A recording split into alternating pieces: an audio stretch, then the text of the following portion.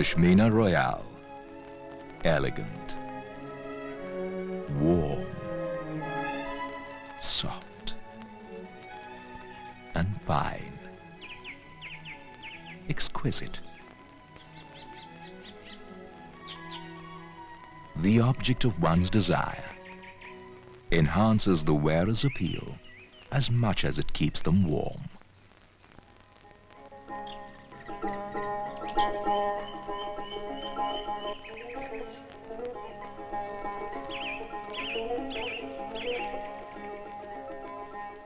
The picturesque valley of Kashmir, nestled in the Pir Panjal range of the Himalayas, has a tradition of producing the finest textiles ever made by the human hand.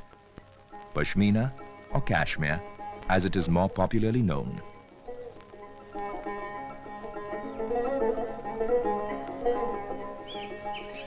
Watered by the river Jhelum, flowers and fruit trees flourish beneath snow-capped peaks in this fertile valley.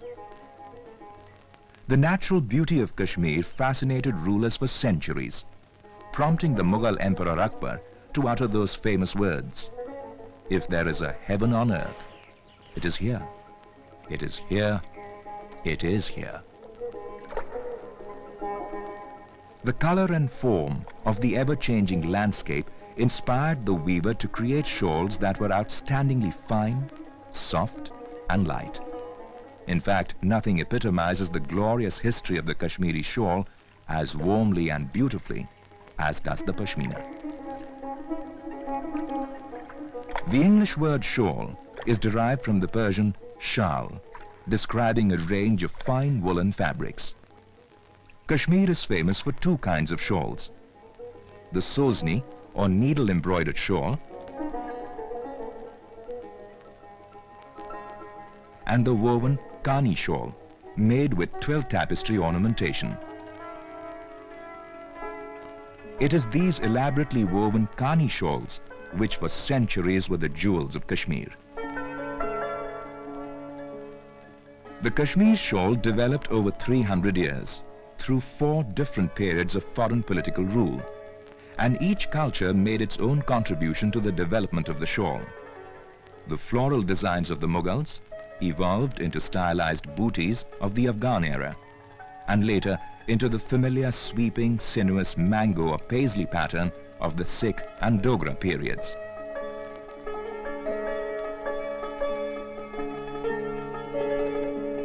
It was under the rule of Akbar, the great Mughal emperor, that the Kashmir shawl industry took root. Textiles held a significant place in Mughal culture. Shawls of the Mughal period are marked by a graceful and natural rendering of flowers, combined with a delicate harmony of design, a theme also reflected in Mughal architecture of the time. The Mughals used colors that were more natural and subdued and harmonized closely with nature.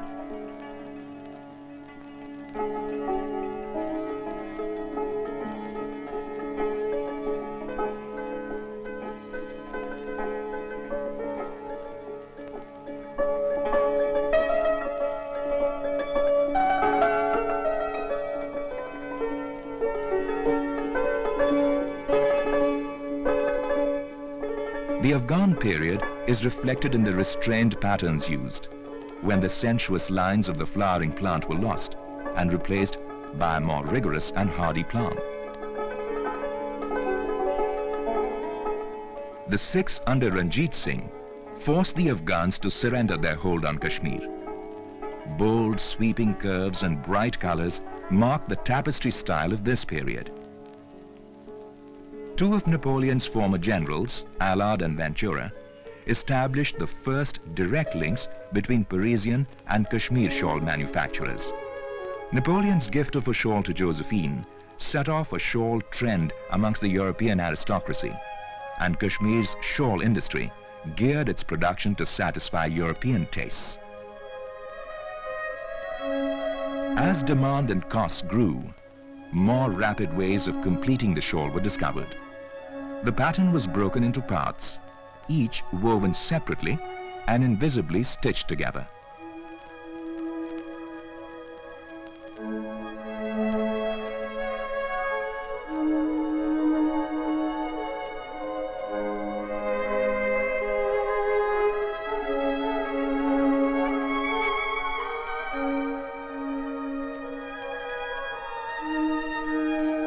The advent of the jacquard loom revolutionized the machine, and the French tried to reproduce the Kashmir shawl locally to keep costs down.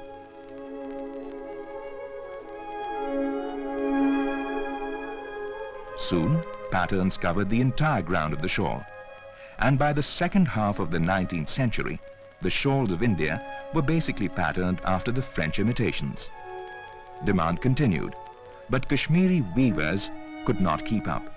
So English and French manufacturers stepped in with imitation shawls costing a fraction of the originals.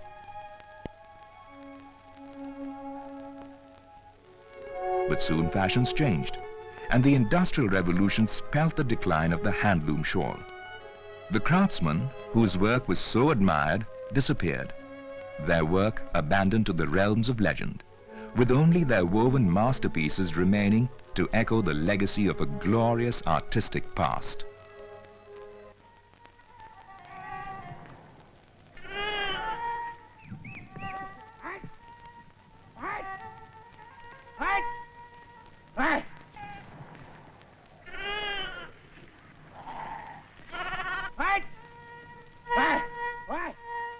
Kashmir shawl weaving uses fleece derived from the soft winter undercoat of the Pashmina goat.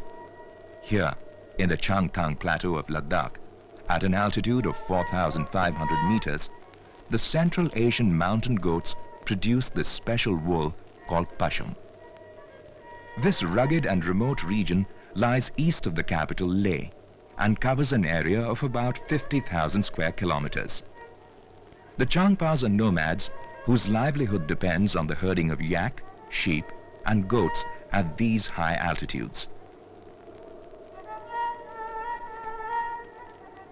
Although Pasham comes in several colors, off-white, grey, and sometimes black, the finer fleece is white.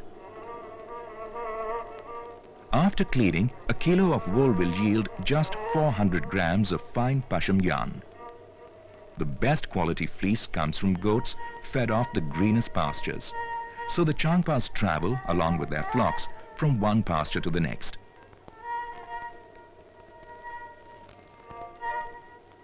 Mainly Buddhist, they live in yak hair tents called rebos. The Changpas supply the greater portion of Pasham to Kashmir, and in the past traded it for salt. During the severe winters, they move within the lower ranges, pitching their tents close to Leh. Leh has always been a transit center on the Silk Route, and in keeping with ancient custom, wool is still brought down from the remote eastern regions of Ladakh to the bazaars here at Leh. Each July, Pasham merchants arrive, inspecting the wool with an experienced touch before a final price is agreed upon.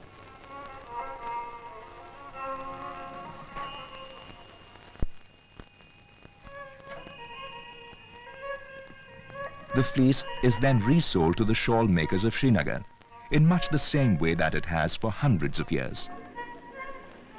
Here in Ladakh too, spinning and weaving are very much a part of the people's lives. It is usual to see men and women with a spindle and a hank of raw wool around their wrist as they walk, talk, or engage in any occupation that leaves the hands free. In keeping with tradition, every household spins and weaves its own woolen cloth, or pattu, which although rough and coarse, fulfills the basic need for warmth.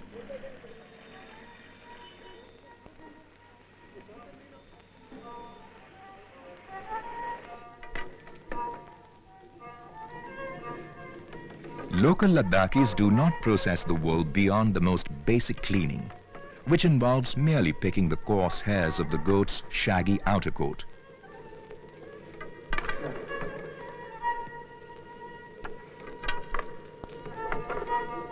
This cleaning removes the long wiry hairs that go into making namdas or mats.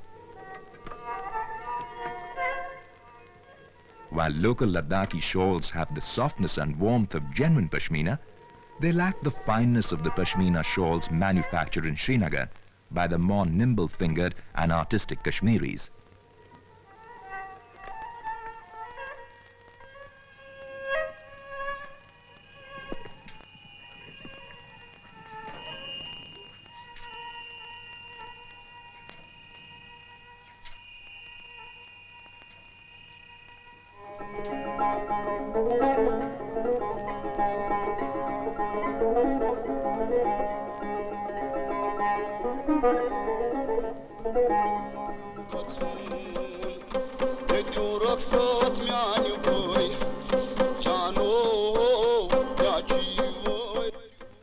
Unlike the Changpas, the Kashmiris were not part of a nomadic group, and to this day their origins are still a mystery. Kashmir remained far removed from contact with the outside world until Mughal rule, when it abandoned its isolation and became a part of the Great Highway to Central Asia.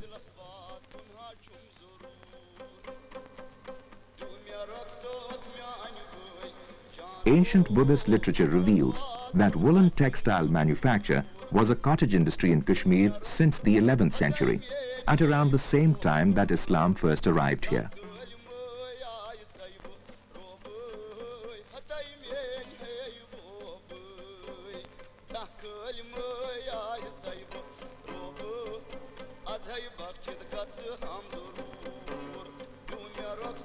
A great part of the value of a Pashmina shawl is derived from the minute and painstaking labor of cleaning the raw wool.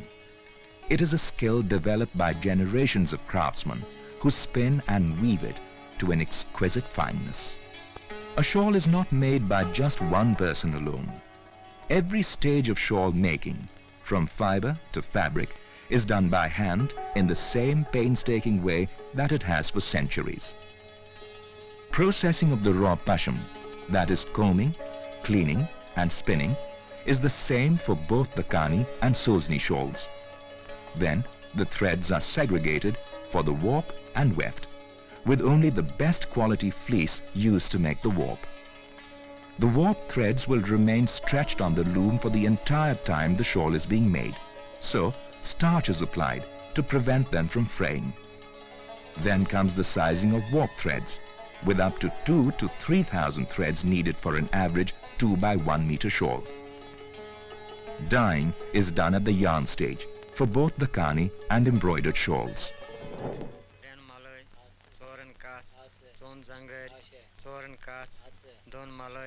It is the 12 tapestry weave that makes the Kani shawl stand apart from others. A difficult process, but one which strengthens the border where the pattern is woven. The 12 fabric structure can be described as over 2, under 2, with an interlacing of threads of different colors. The design is formed by the manipulation of small wooden sticks called tojis, which interlock their respective colored threads as they complete each weft of the shawl. The talim is a written listing of the colored wefts for each weft pick of the shawl design. Instead of the clacking of the flying shuttle, the pace of work is slow, each pick taking some minutes to complete, and the only sound is the low chanting of numbers and colors of the talim.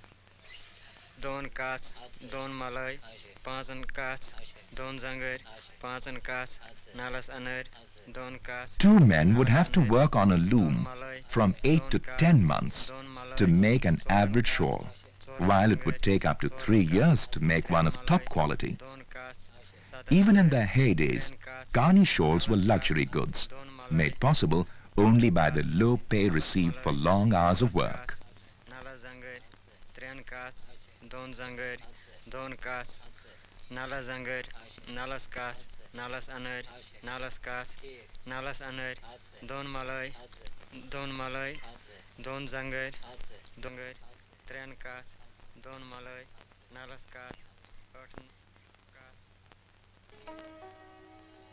In the Sozni way of making a shawl, the drafting is done after the dyeing stage. Then the fibers are drawn through heads and dented through the reed.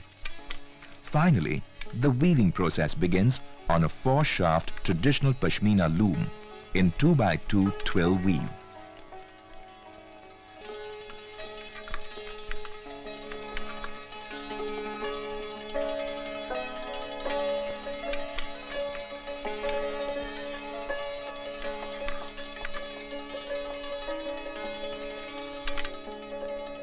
Embroidery is done with silk or staple threads. Embroidered designs replaced woven ones, since they were more economically viable, and it is these shawls that continue to cater to a local market.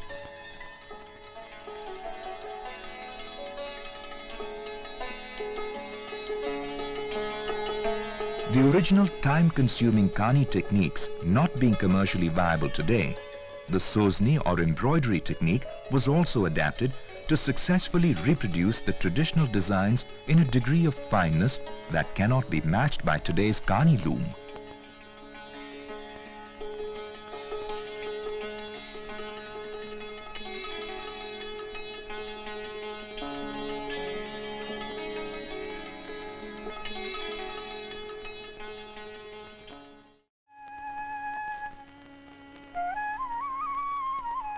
Winter in Calcutta would not be the same without the Kashmiri shawl seller. Winding his way through the narrow lanes with his bundle of shawls. Leaving his family behind, he will spend the short winter here in the company of fellow traders, going back when spring sets in. Whether this has gone on since the time of the East India Company still remains a mystery. But over the years, an emotional bond has developed between Kashmir and Bengal, a bond between buyer and seller that has gone on for generations. Confidence between buyer and seller is all important, as the shawl is more than just a fashionable purchase. It is an investment. It is therefore not surprising that some of the best private collections of Kashmiri shawls in India are found here in Calcutta.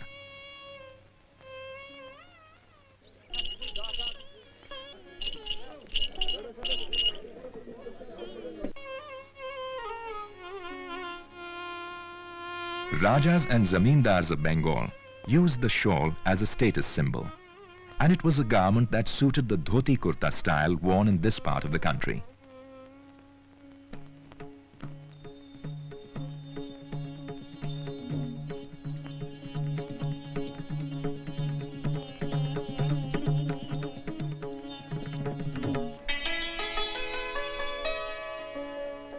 The shawl carved a niche for itself here, where it could be shown off in all its splendor, and where it has remained.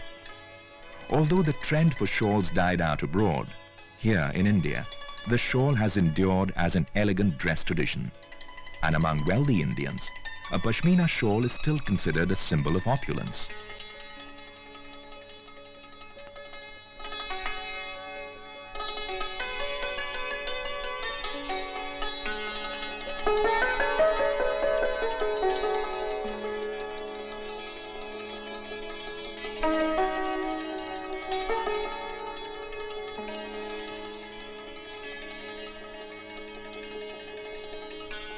Today, while we can only reminisce over the Kani shawl's past and the once thriving industry which so enriched the culture of Kashmir, more exciting things are happening to Pashmina.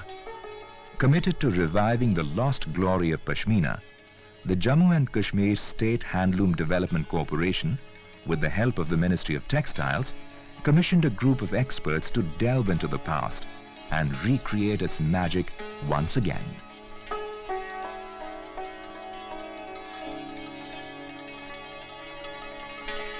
The first step in this direction was to set up the Upshi goat farm in Ladakh to produce fine quality Pashmina. Previously, the government bought wool directly from the Changpas, but now the 1,000 goats on the farm produce 250 to 300 grams of wool each, compared to 150 to 200 grams produced by the goats of the Changpas. This has resulted in Pasham being cheaper and more economical.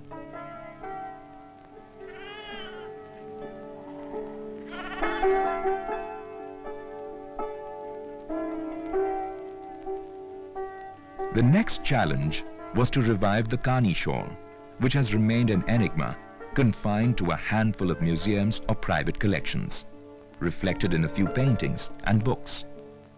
Over the years, while the fabric survived, the craft gradually perished, so that even the finest shawls created in the last half-century have not been able to live up to the originals in terms of designs, layout, colors, and intricacy of craftsmanship. Once again, the colors, The harmony, the styles of booties and floral motifs, and the placement of designs have been successfully reproduced, reviving a lost art. So, today, when you feel a Pashmina fabric, you can be certain of its heritage and craft as the world's most valued fiber, still hand-spun to an unbelievable fineness in Kashmir alone.